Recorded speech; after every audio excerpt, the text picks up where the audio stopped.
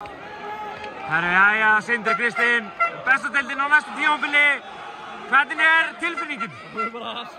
Ég get ekki lýst þessu, ég bara svo ógeðslega hamingjusamur að hann náði þessu aftur með félaginu mínu, ég bara fullur þakklætis og æðruleysi og bara ógeðslega glaður.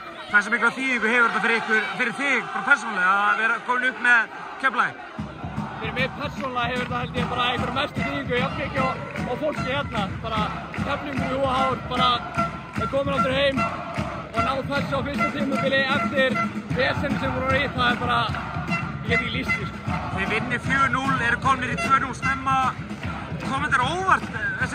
Kom þetta óvart? Já, það ætluðum auðvitað að byrja sterkt, en í svona leik býst aldrei við að vera 3-0 yfir í hálfleik. Ég held að það sé nokkuð augljóst en bara geðveikt, en við þurftum bara í hálfleik að ræða hvað þetta var alls ekki búið og mér fannst við eiga færin í rauninni í seinni hálfleik, svo hættulegu færin, þannig að við bara besta 90 mínúta frammistaðan okkar í sumar, bara punkt fasta.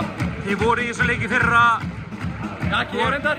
Ekki þú, en Keflavík var í þessu leiki fyrra.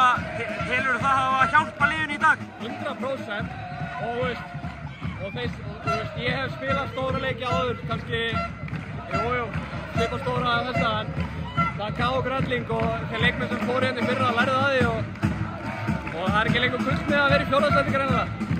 Hversu spenntur ertu að spila í bestdeildinni á næsta tímabili? Bara mjög spenntur. Ég fer náttúrulega frá FH aftur Keflavíkur, átti erfiða og góða tíma í kriganum og mér alltaf elskað alla þar og FH, en mér var tekið opnum örmund í Keflavík og ég hlakka til að mæta aftur í bestdeildina eftir eins og störfur. Ég verð að spyrja stuðninginn, ég ætla að mynda hann aðeins. Þú veist, hvað geturðu sagt um þetta?